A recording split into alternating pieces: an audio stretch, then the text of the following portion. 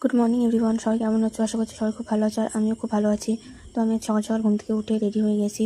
কেন রেডি হলাম আর রেডি হয়ে কোথায় যাচ্ছি জানতে হলে ভিডিওটা পুরোটা দেখো। তো সবার প্রথমে আমি আর বান্ধবী টোটো করে চলে আসলাম স্টেশনে এসে দেখি ট্রেন চলে এসেছে। তো ট্রেনে করে ট্রেনে উঠে গেলাম, উঠে দেখি বান্ধবী অলরেডি ট্রেনে বসে আছে। ভিডিও দেখলেই এরা লজ্জাবতী গাছের মতো এরকম গুটিয়ে যায় কেন আমি জানি না। তো ওই যে ট্রেন ছেড়ে দিয়েছে অলরেডি। গল্প করতে করতে ট্রেনের বাইরে আবহাওয়া দেখতে দেখতে চলে আসলাম ঢাকুরিয়া।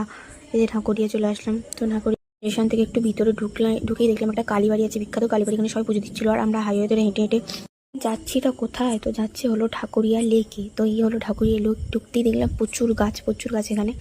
তো এখানে এটাই হলো সেই ঢাকুরিয়া লেক। এই যে লেকটা খুবই বড়। তো দেখা হলো, তো এবার আসবে আসল মজা।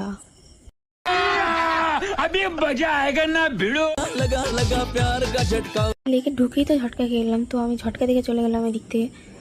সবাই ইউটিউবার, এই যে ইউটিউবার একটা, এখানে তো সবাই বয়ফ্রেন্ড নিয়ে ঘুরতে এসছে আর আমরা বান্ধবীরা মিলে ঘুরতে এসেছি। বয়ফ্রেন্ড নিয়ে বলে কি ঘুরতে যাওয়া হবে না? তো আমরা সবাই মিলে বান্ধবীরা মিলে ঘুরতে এলাম।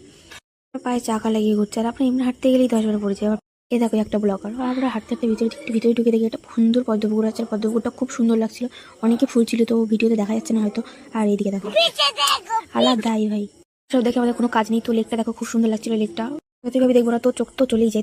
প্রেম কি বুঝিনি আগে তো খুঁজিনি, আজ কি হলো রে আমার। একটু বসেছিলাম, তারপর চলে আসলো বৃষ্টি। তো বৃষ্টিতে লেকটা আরও সুন্দর লাগছিল। তো বৃষ্টিতে আমি আর বান্ধবী কী করবো, ছাদের তলায় দুজনে মিলে বসে আছি। বয়ফ্রেন্ড তো নেই, তো বান্ধবীদের সাথেই বসে থাকি। বৃষ্টি একটু থামতেই তো আমরা বাড়ির দিকে সবাই যেতে লাগলাম। তো আজকে ভিডিওটা এই পর্যন্তই। খতম।